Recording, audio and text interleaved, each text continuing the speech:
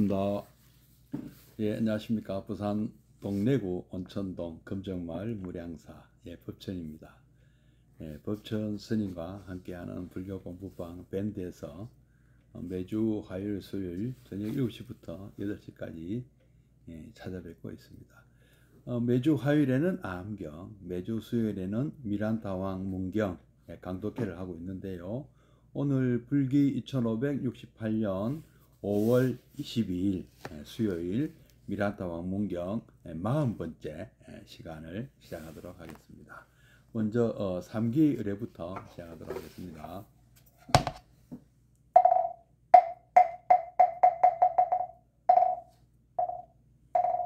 거룩한 부처님께 귀합니다.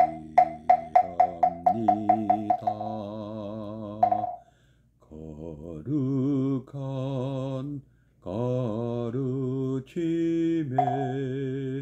귀합니다.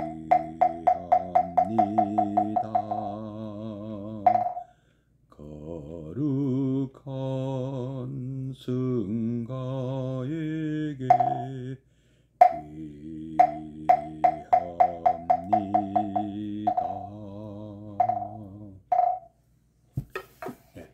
정할보살님, 반갑습니다.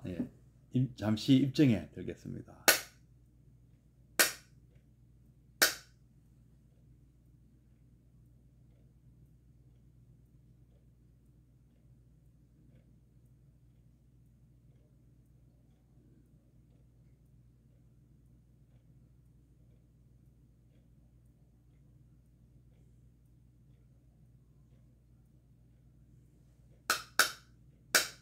입정 바로.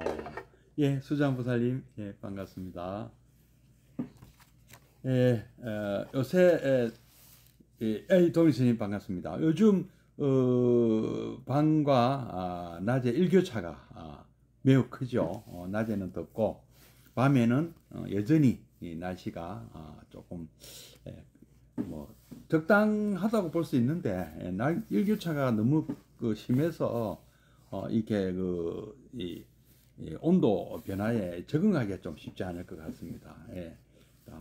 다들 건강에 유의하시기 바랍니다. 김학교사님, 반갑습니다. 이런 일교차가 심한 날씨에 거듭 말씀드리는데요.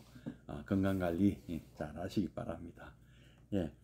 오늘 미란타왕 문경 40번째 시간은 252페이지부터 읽어보도록 하겠습니다. 이시카미 젠노 교수님이 쓰시고요. 현암사에서 발간을 했습니다. 미란타 방야라는 경을 미란타 왕 문경이라고도 하고요. 부처님께서 인멸하시고 또 아쇼카 대왕이 마우리아 왕조도 멸망하고 난 뒤에 한 100년 정도 지나고 북인도는 그리스계 왕조 시대가 열립니다. 서방에 있는 그리스가 페르시아를 넘어서 지금의 아프가니스탄, 파키스탄을 넘어서 인도 대륙 북부 지금의 델리 인근까지 점령을 하고 거기에 박트리아라는 나라가 세워지고 또 그 박트리아라는 나라는 그리스계 왕이 다스린 나라였거든요. 그 나라에 메난드로스라는 왕이 있었는데 인도 사람들은 이 미란다 왕이라고 불렀다고 합니다. 근데 이분이 불교에 굉장히 관심을 많이 가졌고 지금 여기 우리 책에 등장하는 나가세나 존자라는 아주 훌륭하신 스님과 문답을 주고받으면서 불교에 대한 이해를 높이고 차츰 불자가 되신 그런 과정을 적은 책인데요. 굉장히 이 메난드로스 왕은 서구적인 그런 어떤 논리적인 사고를 하시는 분이고 합리적인 사고를 하시는 분이었던 것 같습니다. 그때 당시 왕은 군인이기도 한데요. 군인이면서 정치인이기도 하는데 굉장히 참 아는 것도 많고 박학다식하고 또 이 나름대로 어떤 그 이 철학이나 종교, 뭐 사상 이런 데 굉장히 조예가 깊은 분으로 생각이 됩니다. 그러다 보니까 굉장히 날카롭게 질문을 하고 있습니다. 역시 그리스 소크라테스 후예답습니다. 오늘 252페이지 믿음과 비방에 대해서 전편에 존경과 비난과 이어지는 얘기죠. 참 팔풍이라 그래가지고 참 횡재와 손재, 또 존경과 비난, 믿음과 또 비방, 뭐 또는 행복과 불행, 이렇게 대립되는 이런 그 극단적인 이 상황이 우리의 실제 삶에도 많이 오고 있거든요. 한때 참 인기가 하늘 높은 줄 모르고 올라가다가 한순간에 비록 본인은 작은 실수라 생각할지 모르지만 굉장히 사회적인 지탄을 받는 그런 또 이 뭐랍니까, 비난에 비판 이런 데 또 휩쓸리게도 되고요. 또 뭐 요즘은 또 인터넷으로 인한 또 SNS 소셜 네트워크 서비스가 또 많이 이렇게 성행하다 보니까 이 참 그 자기 어떤 그 뭐랍니까, 뭐 하고 싶은 얘기를 또 많은 사람에게 하고 싶은 얘기를 또 이렇게 사진도 올리고 뭐 글도 올리고 동영상도 올리는 이런 그 자기 표현의 시대인데요. 그런데 문제는 거기에 또 칭찬만 하고 누가 또 이렇게 부러워하기만 하는 것이 아니더라. 시기를 질투하는 사람도 있고 또 악플을 다는 사람들도 많습니다. 그래서 그런 문제들은 지금 이렇게 자기 표현을 많이 할 수 있는 시대라서 굉장히 지금 성행을 하고 있는 걸로 보이는데, 뭐 고대라고 해서 그런 SNS가 없을 뿐이지 그런 것이 인간 사회에서 없었던 적은 아마 없는 것 같아요. 그래서 지금 뭐 그런 내용에 대한 문답, 거기 또 경전 말씀 이런 것을 이 나가세나 존자와 우리의 주인공 미란다 왕, 메난드로스 왕은 문답을 주고받습니다. 오늘은 252페이지 한번 같이 읽어보고 뭐 교재가 없으셔도 그냥 주의 깊게 들으시면 또 다 이해가 되실 겁니다. 또 한번 읽고 또 같이 또 우리 또 새겨보도록 하겠습니다. 먼저 한번 읽어보겠습니다. 나가세나는 조티파라가 가사파 부처님을 비난한 것은 그 가문 때문이라고 설명했다. 이렇게 얘기를 했다고 합니다. 대왕이시여, 마치 감로도 독을 타면 맛이 썩게 느껴지는 것처럼 또 차가운 물도 불로 데우면 뜨거워지는 것처럼 대왕이시여, 그것과 마찬가지로 조티파라, 이 가사파 부처님을 비난한 조티파라도 신앙 없는 집안에서 태어난 것이 문제였던 것입니다. 그 가문 탓으로 가사파 부처님을 욕하게 되었던 것입니다. 대왕이시여, 다시 말씀드리자면 무섭게 타오르는 불은 빛과 열을 갖추고 있건만 물을 부으면 그 빛과 열을 아울러 잃고 맙니다. 불이 꺼집니다. 대왕이시여, 그것과 마찬가지로 조티파라라는 사람은 지혜와 지식을 갖추고 있었건만 신앙이 없는 가문에 태어난 까닭에 눈이 어두워져 가사파 부처님을 비난하기에 이르렀던 것입니다. 그러나 부처님을 뵙고 부처님의 덕을 이해하자 마치 부처님의 종처럼 순종함으로써 부처님 가르침에 따라 출가하여 뛰어난 이해력과 정신력을 발휘하게 되었으며 마침내 범천의 세계에 태어나는 한 사람이 되었던 것입니다. 이런 이제 미란다 왕 문경에 이제 이 내용이 문답 내용이 나와 있는데요. 인간은 본래 청정한 존재임에 틀림없건만 자라나면서 환경의 영향으로 번뇌에 뒤덮이게 되어 정확한 판단력조차 상실하게 된다. 이런 생각은 불교의 본래부터 있는 터이지만 나가세나 존자도 조티파라가 부처님을 비난한 것은 훌륭한 기품을 구비하고 있는데도 나쁜 환경에 영향을 받았기 때문이라고 변명한 것이었다. 그렇기 때문에 부처님의 언행에는 아무런 모순도 없다는 것이 나가세나 존자의 생각이었다. 이것은 있지도 않은 일을 사실로 오해한 데서 나온 것이니까 문제 삼지 않는다 해도 얼마나 비방을 받기 쉬우냐 하는 점을 말해주는 증거는 되리라. 과거에 위대한 스님들 중에서도 다소의 비난을 안 받았던 사람은 거의 없었다 해도 과언은 아니다. 일본 고승 중에서 가장 온유했던 사람이 호넨 법연, 우리말로는 법연 스님이죠. 호넨 스님이었다고 생각되거니와 그도 비방을 면하지는 못했었다. 교토의 묘젠, 우리말로는 명선이라는 스님은 처음에는 호넨이 이 법연 스님이 주장하는 연부를 비방하다가 마침내는 그에게 귀한 스님이다. 그 묘젠 스님이 지은 책에 술회초라는 것이 있는데 거기에서 그는 호넨에 대해서 이렇게 말했다. 술회초라는 말은 한번 기억을 되살려서 자기가 수레한다. 한번 지나간 얘기를 이렇게 이렇다 저렇다 하는 아마 식으로 얘기를 했다는 뜻이겠는데요.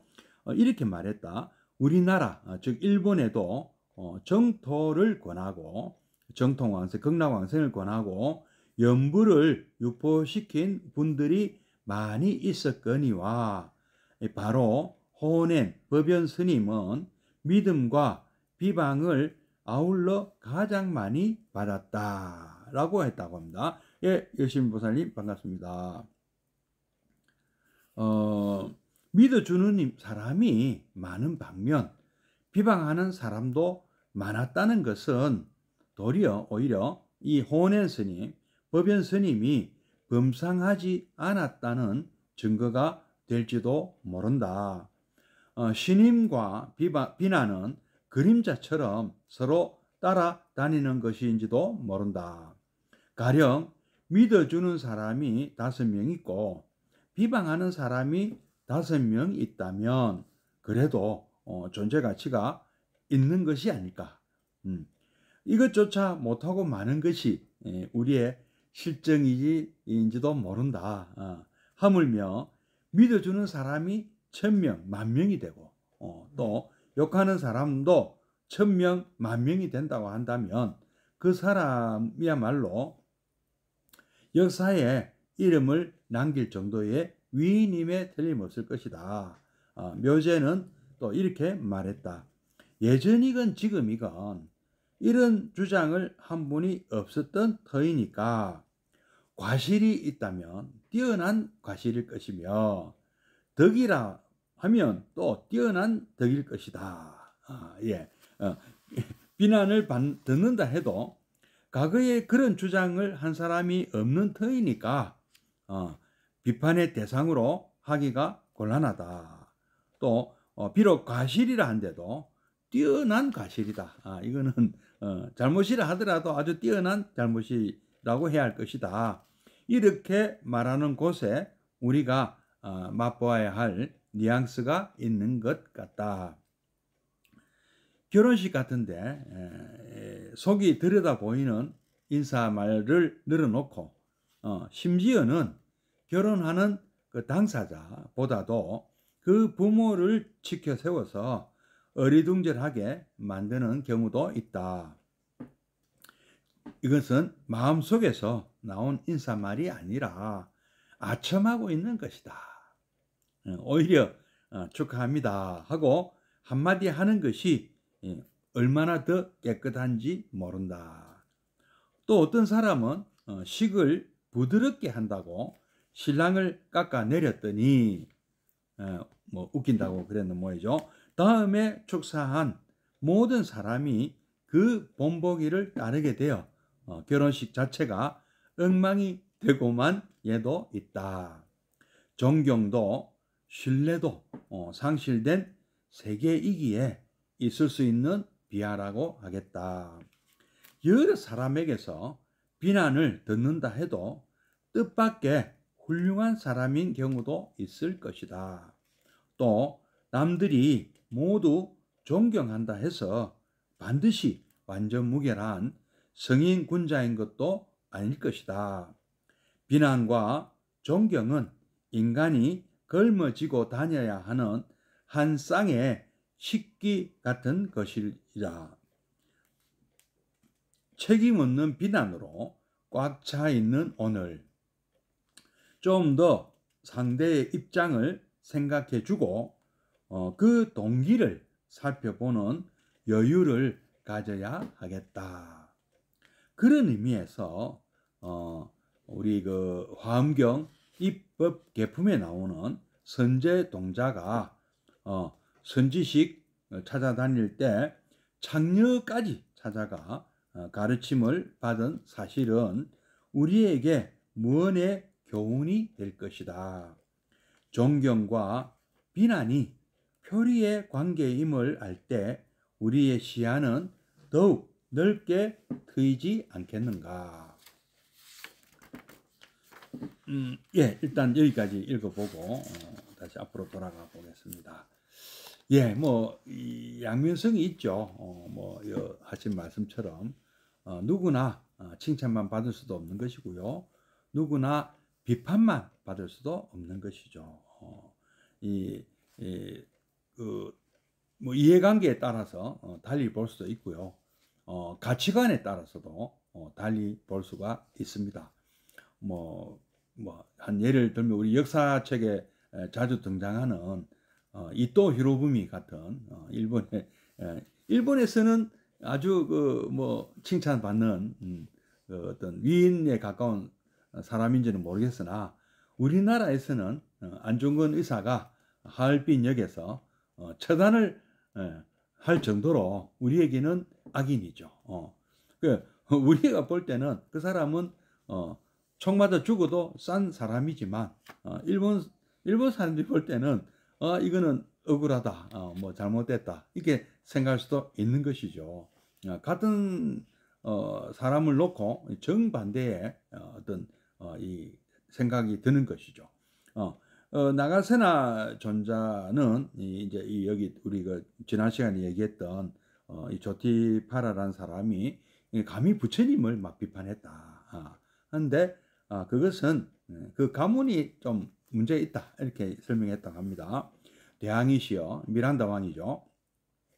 감로도 그 달콤한 그 감로도 독을 타면 맛이 썩게 된다. 그리고 차가운 물이라 하더라도 뜨거운 물을 붓거나 불로 데우면 또 뜨거워진다. 대항이시여 그것과 마찬가지로 이 부처님을 비판한 조티파라 역시 신앙 없는 집안에서 태어나서 그런 것이다. 그래서 그 탓으로 잘 모르고 자기가 배웠던 자기가 알고 있는 지식이나 어떤 가문의 전통이나 어떤 그 가치관 이거하고 다르기 때문에 부처님을 욕하게 되었던 것이죠. 대항이시여 다시 말씀드리자면 무섭게 타오르는 불은 빛과 열을 갖추고 있지만 물을 끼얹으면 물을 부으면 그 불이 꺼지고 열도 잃게 되는 것입니다. 그것과 마찬가지로 이 조티파라라는 나름대로의 어떤 뭐 지혜나 지식이 갖추어 있다 하지만 그건 잘못된 신앙 때문에 눈이 어두워져서 부처님을 비판했던 것이죠. 그러나 부처님을 만나서 부처님의 말씀을 듣고 이런 뜻이 있군요 하는 것을 알게 되고는 부처님의 제자가 되었다는 것이죠. 예. 그래서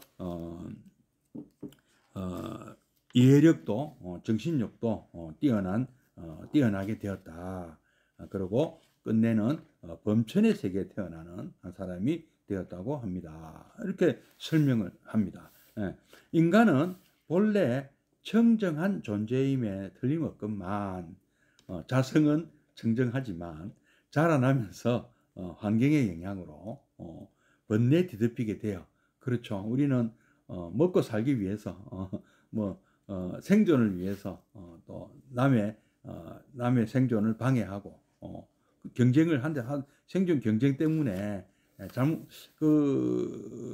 그렇게 이제 잘못하게 된다는 것이죠. 그래서 번뇌에 뒤잡히게 환경 때문에 번뇌에 뒤잡히고 이렇게 판단력도 상실한다.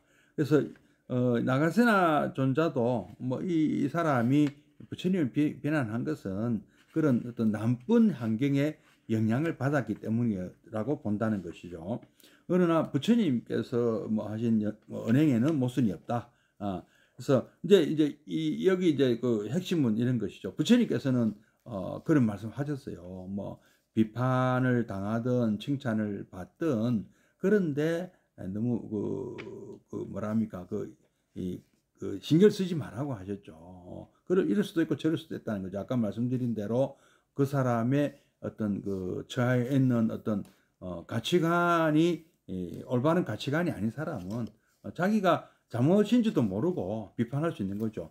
비판해서는 안 될 뿐이 이걸 비판할 수도 있다는 것이죠. 그리고 실제로 부처님을 심지어는 비판하는 정도가 아니고 암살을 시도한 대바다타도 있지 않습니까?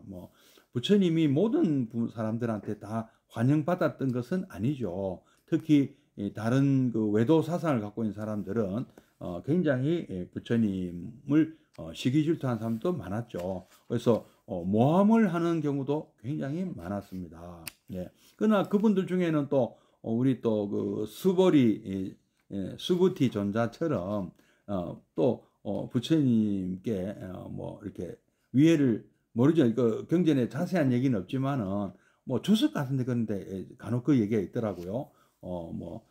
해치러 왔다가 부처님 말씀에 감화를 받았다. 그래서 제자가 되었다. 이런 얘기. 이현행보살님, 회장님, 예, 반갑습니다. 예. 그런 얘기들이 나오는 거 보면은 실제로 이런 분들이 굉장히 많았다. 심지어는 앙굴리마라도 부처님을 살해하려고 쫓아왔다가 부처님의 말씀에 그 자리에서 감복하고 제자가 되지 않습니까? 그리고 새 사람이 되지 않습니까? 어제도 암경 시간에 말씀드렸죠. 우리는 진짜 기적은 뭐냐? 진짜 신통력은 뭐냐? 그것은 무슨 자연 법칙의 위배에 대한 어떤 그런 엉터리 그런 마수 같은 것이 기적이 아니고 사람이 하늘을 난다든지 무리를 걷는다든지 그거는 아마도 눈속임일 가능성이 더 많고요. 서로 그거는 그렇다 하더라도 왜 그런 신통을 갖춰서 뭘 하려고 그럽니까? 그것은 아무런 의미가 없는 것이고 앞날을 맞춘다 이것도 신통적이 아닙니다. 그것은요 미래는 우리가 어떤 변수가 있어서 어떻게 변할지 모르고 하기 때문에 그런 것을 맞추는 것이 기적이 아니고 신통이 아니다. 부처님 말씀에 의하면은 이 새 사람이 되는 것이죠. 그 사람의 어떤 이 아상, 인상, 중생사, 수자상 이런 잘못된 그런 이 쌍전야 상을 다 내려놓고요.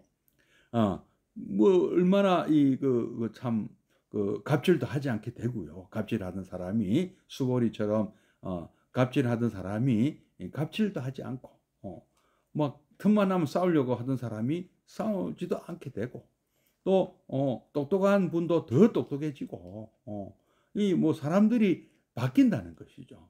정말로 이 진리에 눈 뜨고 부처님 가르친 대로 생활하고 수행한 사람들은 변하더라. 사람 바뀌기 어렵다 하지만 변해서 새로운 삶을 살게 되더라. 이게 진짜 기적 아니냐. 정말 어려운 거거든요. 사람이 바뀐다는 것은. 근데 그 사람을 바뀌게 하는 그게 진짜 기적이잖아요. 그 기적이고 그렇게 생각이 바뀌고 말과 행동이 바뀌어 가지고 많은 사람들이 실제로 그런 삶을 살게 된다면 이 세상이 자연스럽게 이 세상은 불국토가 되지 않겠습니까? 모두가 우리가 그런 삶을 산다면 모두가 우리가 팔정도 부처님 가르침 팔정도를 따르는 삶을 산다면 과연 이 세상은 어떻게 되겠습니까?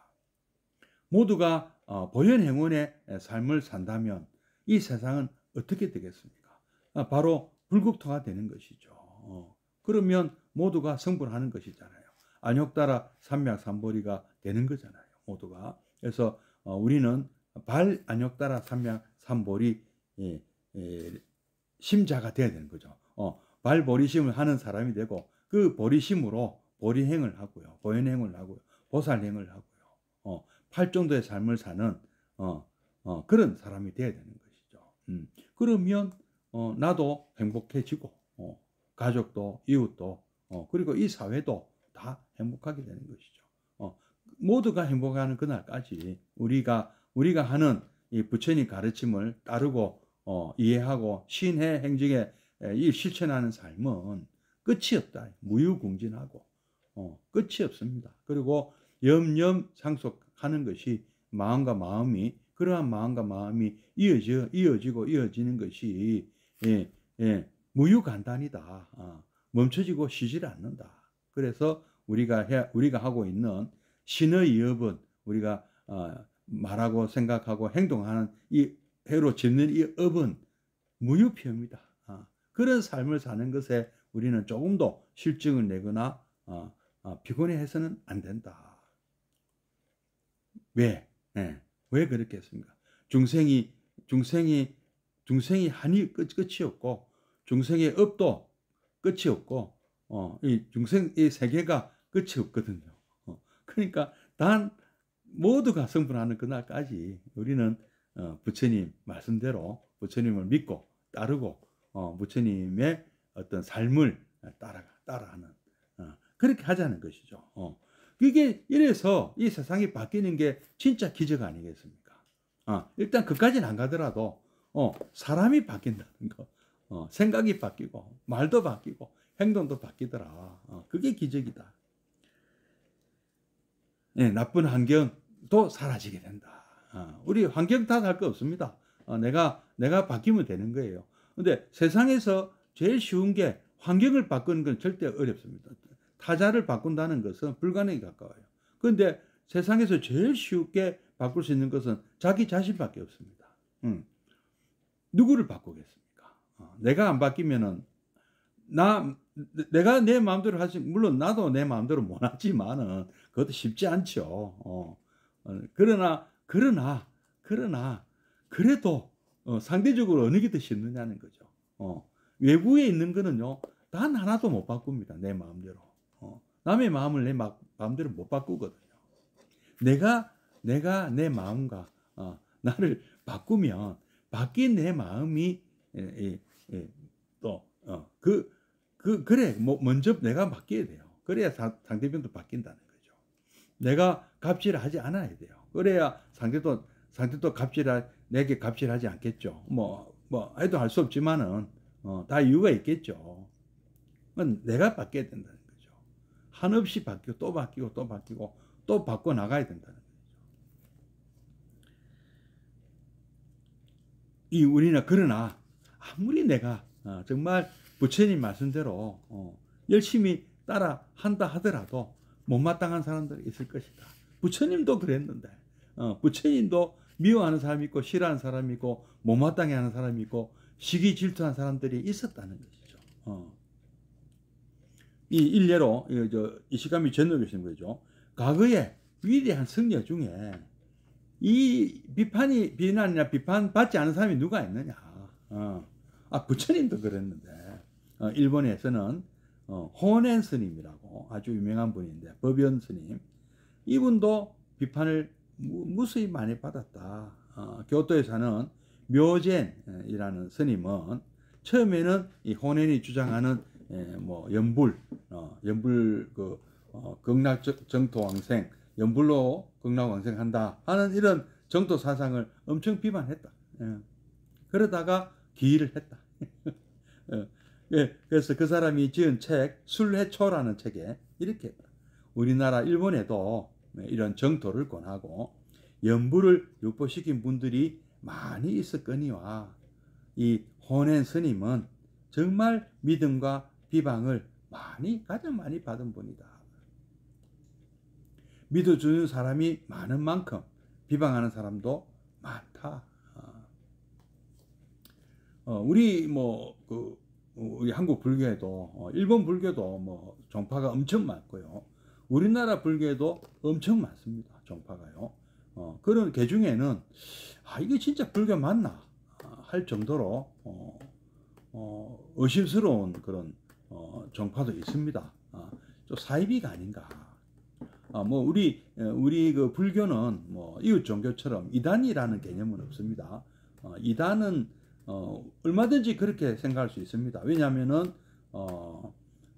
우리가 생각할 땐 좀 이상해도 그것이 중생의 어떤 두카 고통을 해결하고요. 크게 그 사성제 8정도의 뿌리를 두고 있고 삼귀를 하고 삼법인을 믿는다면 불교죠. 다 떠나서 삼귀만 해도 불교죠. 부처님께 귀하고 부처님의 가르침에 귀하고 부처님을 따르는 무리 성가에 귀한다면 그럼 불교로 인정하고 있습니다. 그러나 요 중에 하나라도 인정을 하지 않으면 불교가 아닌 것이 되는 것이죠. 부처님께 귀의 안 하고 따로 귀하는 대상이 있다면 불교가 아닌 것이죠. 그렇다면 그거는 이단이라고는 우리는 하지 않습니다. 사입이라고 하는 것이죠. 똑같이 성복을 입고 절의 모습을 띠고 있더라도 석가모니 부처님을 인정하지 않는다 하면은 그건 불교가 아닌 것이죠. 교주로 그 부처님을 따르지 않는다면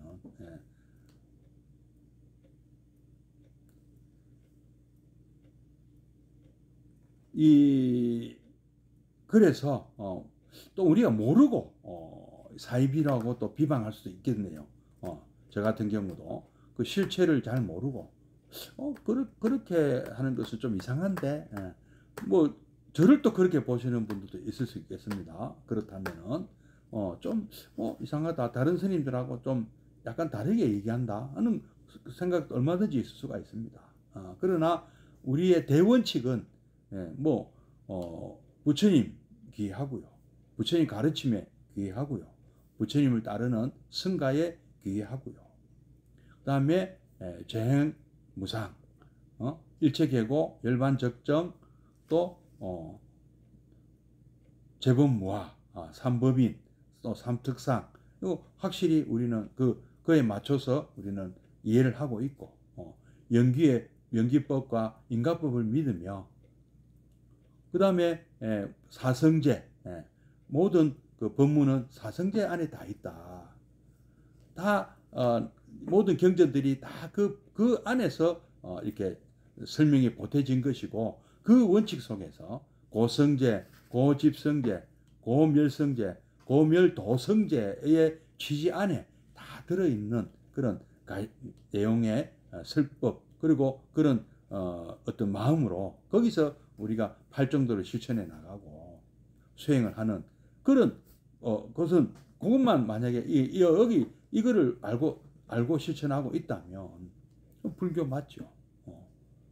어떤 경전을 최고의 경전이라 주장하는가? 그거는 각자가 소위 경전은 다를 수가 있는 것이죠.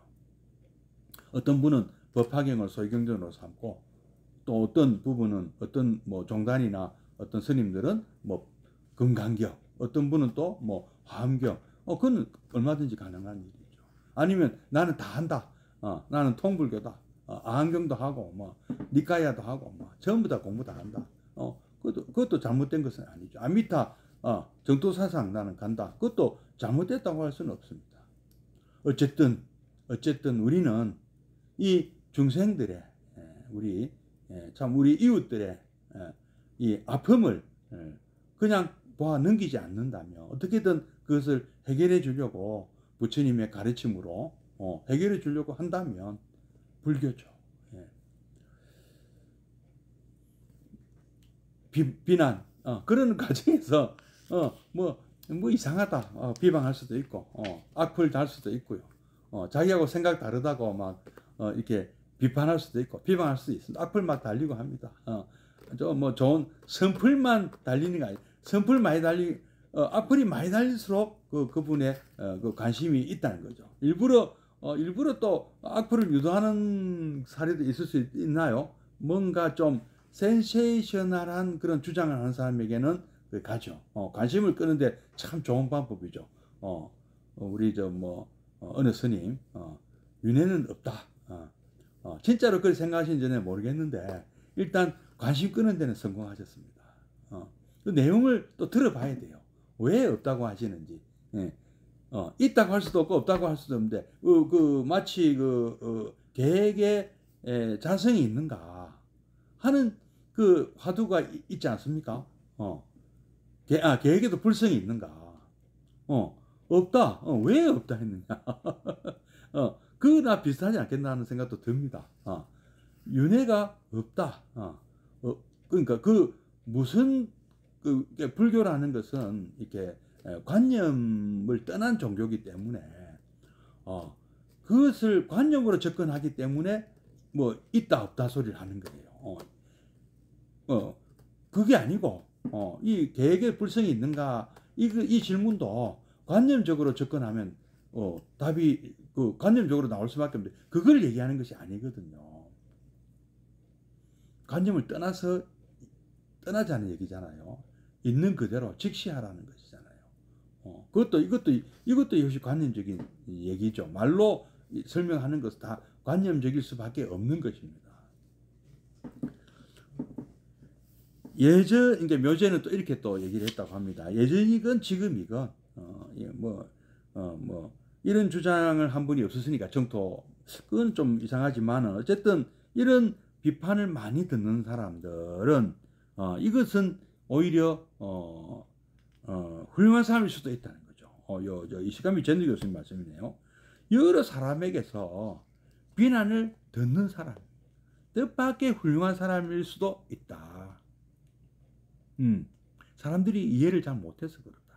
너무나 훌륭한 분인데 이해를 못할 수도 있다. 처음에 돌을 맞는 사람도 있죠. 심지어 사형당한 사람도 있지 않습니까?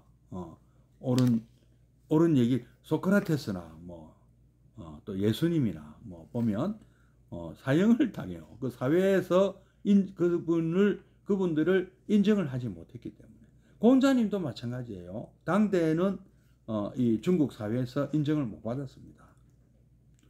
훗날 참 훌륭한 제자를 만나서 제자들에 의해서 공자님이 성자로 거꾸로 초항이 된 것이죠. 이제 역주행이라나요? 나중에 이제 초항을 받잖아요. 그리고 모든 사람들이 또 존경한다 해서 또 그분이 완전 무결한 성인군자냐? 그것도 또 과연 그럴까 할 수가 있는 것이죠. 비난과 존경. 이것은 인간이 걸머져야는 다녀야 되는 한 쌍의 식기다. 부처님도 그러셨다. 부처님도 참 지금까지 수많은 인류가 참 오늘날에도 그렇네요. 오늘날에도 수억 명의 인구 사람들이 부처님을 존경합니다만은 또 그 숫자보다 더 많은 숫자의 또 이 사람들이 또 부처님에 대해서 또 안 좋은 시각을 갖고 있는 것도 사실 아니겠습니까? 우리나라 고려 말에 사대부들이 등장해서 고려 왕조를 뒤집어 엎고 조선을 건국하면서 이 완전히 불교는 이 지구상에 소멸되어야 할 종교다. 이런 식으로까지 비판하면서 진짜로 우리나라에서 소멸시키려고 했다. 그건 바로 이 비판의 시각 아니겠습니까? 이 훌륭한 가르침에 대해서 오해를 하고. 근데 참 그런 거예요. 오해를 하려면 얼마든지 오해할 수 있고요. 또 이해를 하려면 얼마든지 이해할 수가 있습니다. 우리는 어떻습니까? 기독교 뭐 잘 몰라도 그럴 수도 있겠다 하고 이해하려면 이해할 수 있는 거죠. 이슬람교도 우리가 오해를 하고 있는지도 모르는 거죠.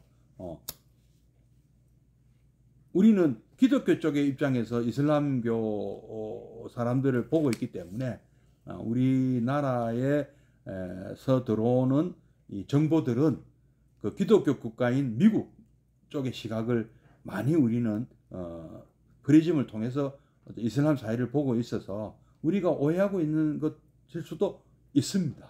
그렇지 않겠습니까? 그러니까 우리가 보고 있는 기사들은 정말 저 사람들 이상한 사람들인데 과연 그럴까? 모두가 다 그럴까? 어느 한 집단, 어느 한쪽 면만 보고 그 전체를 판단하는 그야말로 코끼리 일부만 보고 코끼리 전체를 보는 것이나 다름없는 그런 오해를 하고 있는 것은 아닐까? 그리고 뭐 얼마나 요즘 또 이 악플이 문제가 되고 있습니까? 인기가 높은 어떤 연예인들이나 운동선수들 보면 조금만 잘못해도 뭐 엄청난 악플에 시달리고, 그 시달리다 못해서 뭐 자살하는 분도 나오고요. 뭐, 그 다음에 형사고발을 뭐 하고 뭐 이렇게 마음의 상처를 받고 참 이런 사건들이 많이 나오더라고요. 저도 악플을 보면 마음이 편치가 않습니다. 한 번씩 보면 뭐 그럴 수도 있겠다. 이해를 하려고 하지만은 때로는 그럴 수도 있는 것이죠. 예. 아이고 뭐 칭찬 또 해주시는 분들도 있고요. 근데 우리는요, 우리 불자님들은 그 악플 달지 마시고요. 칭찬을 많이 해주세요. 뭐 칭찬. 예. 참 우리 그 노고 많으시다고. 그리고 그 어떤 그 나쁜 점을 파헤쳐 가지고 비판할 것이 아니고 그 좋은 뜻으로 한 얘기구나, 좋구나, 내가 받아들이기 달렸다. 오늘 제가 또 그 3.2 시절에 또 이렇게 같이 생활했던 참 아주 그 원로 스님께 전화를 드렸습니다. 스승의 날 전화를 미처 못 드려서 오늘 조금 한가해져서 전화를 드렸어요. 네, 큰 스님, 제가 큰 스님 밑에서 참 많은 것을 배우고 그 덕분에 이렇게 잘 지내고 있습니다 하고 감사의 전화를 드렸습니다. 참 좋아하시더라고요. 근데 이제 다시는 다른 사람들한테는, 다른 스님들한테는 이제 그렇게 그참 이제 안 하신대요. 그때 좀 심했다 하고 생각이 드셨는가? 근데 그거는 저는 그렇게 생각 안 했거든요. 심한 게 아니고요. 그렇게 또 이렇게 참 그때 고쳐야 될 것을 지적해 주신 게 얼마나 고마운지 모릅니다. 우리가 처음부터 다 잘하는 사람이 어디 있습니까? 잘 못하면 가르쳐 주셔야죠. 잘 못한다고. 근데 그거를 또 받아들이는 사람이 꽃같게 받아들이면 그건 이제 이제 뭐 이제 얘기 한마디 더 할까요? 옛날에 그 신라시대 때 저도 어디서 봤는데요. 어떤 이제 스님이 임금님을 보필하는 왕사 스님이에요. 국사 스님이 있고 왕사 스님이 있는데 어쨌든 임금님을 임금님께서 불러서 자문을 구하는 스님이 스님 이름은 이제 정확하게 잘 모르겠는데요. 이 스님이 임금님이 부르니까 빨리 가기 위해서 이제 말을 타고 궁궐에 갔다가 또 말을 하마대에서 말 내려놓고 이제 임금님 만나고 나오면서 또 말을 타고 귀가할 거 아닙니까? 절로 돌아오는데 요즘으로 치면은 뭐 대통령 만나러 가는 분이 뭐 택시 타고 갈 수도 없는 거고 지하철 타고 갈 수 없는 거 아닙니까? 그래서 고급 승용차 타고 간 거나 마찬가지겠죠. 근데 이 말을 타고 돌아오는데 지나면서 보니까 어떤 객승이 지나가는데 바람 이 끝에 이렇게 바람 끝에 이렇게 뭐 우산, 지금으로 치면 우산 같은 것이 이렇게 바람이 꽂으면 이렇게 삐쭉 나오잖아요. 거기에 위에서 말 위에서 내려다 보니까 약간 이상한 거 개다리 같아요. 그래서 스님 불러 세워가지고 스님 그 바람에 뾰족하게 나온 게 그게 뭡니까?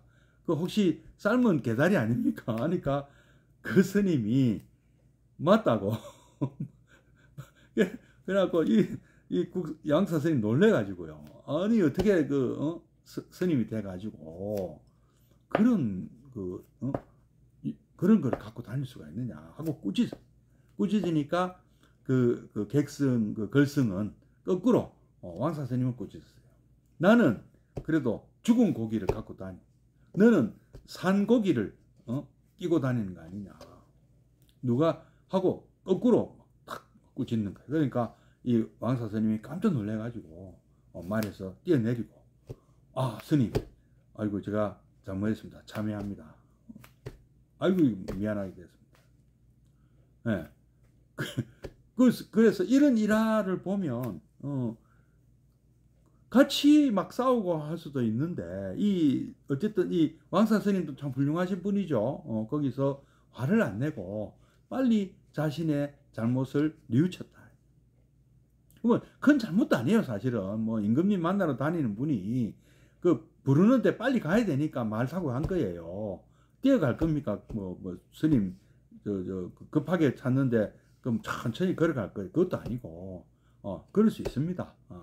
그렇지 않습니까? 뭐 아주 중요한 자리에 갈 때 외제차 탈 수도 있어요. 그러나 그 스님의 어떤 지적에 참 고마워하고 미안해했다. 그리고 그 계다리 갖고 다닌 그 스님도 실제로 나쁜 스님일 수도 있겠죠. 막행막식하는 나쁜 스님인데 막 자기 반발심에 그리 얘기한 건데 그 왕사 스님이 말에서 내려서 정말 미안하다고 이렇게 하니까 이 스토리가 갑자기 뭐랍니까 미담이 돼버렸잖아요. 그 스님도 훌륭한 스님이 되신 거죠. 그래서 우리가 이 상황에 받아들이기 달렸어요. 아까 말씀드린 대로 이해하려면 이해 못할 것 같고요. 오해하려면 오해의 소식이 없는 것이 없습니다. 부처님 가르침도 이렇게 문구를 막 따지면 안 됩니다. 부처님께서 그렇게 하는 것이 바로 쌍증나로 상으로 이 세상을 바라보는 것이라고 하셨어요. 세상은 있는 그대로 봐야 한다고 하셨습니다. 여실직연해야 된다고 하셨잖아요.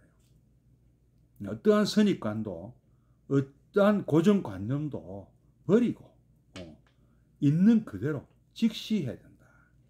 늘 우리가 있는 그대로 관하는 직시하는 이 훈련이 늘 우리가 수행을 하는 까닭이 바로 거기에 있다.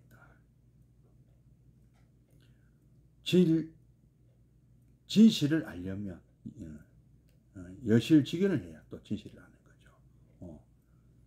그래야 우리가 제대로 우리의 상황을 또 알 수 있고 그게 지혜죠. 그렇게 해서 닦여지는 것이 지혜 아니겠습니까? 이제 우리는 너무 이 책임 없는 비난이 너무 많다. 남의 가슴에 상처를 준다. 우리는 칭찬합시다. 선풀답시다. 그리고 악플 달지 말고요. 악담하지 말고 우리가 그리고 비판을 하되 좋은 말로 비판할 수 있습니다. 비판을 또 누가 하는 비판을 달게 받을 줄도 알아야 돼요. 그래야 잘못이 시정이 되고 고쳐질 수가 있는 것이죠. 넉넉한 마음으로 아래 사람이 지적을 하든 어린 사람이 지적을 하든 받아들일 줄 알아야 되고요.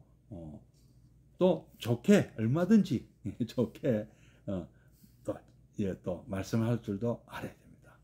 칭찬도 자주 하시고요. 오는 말이 고와야 가는 말도 곱고 말 한마디로 청량빛도 갖는다고 했습니다.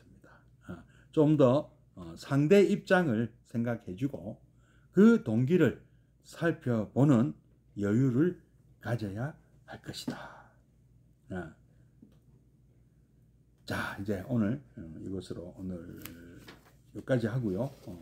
또 다음 번에는 출가자의 정신에 대해서 하겠습니다. 미란땅 완문경 40번째 시간은 이것으로 마치고요.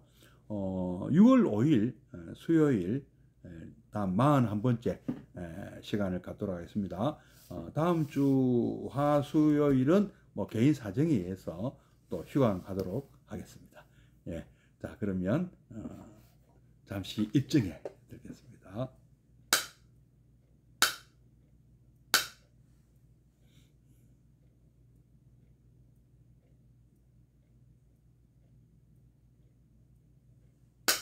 입증 바로 사홍선하고 마치도록 하겠습니다.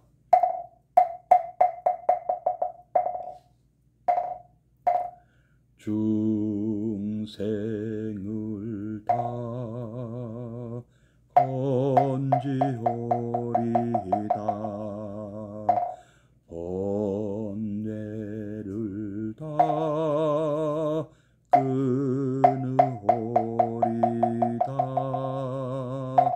법문을 다 배우오리다 불도를 다 이루오리다.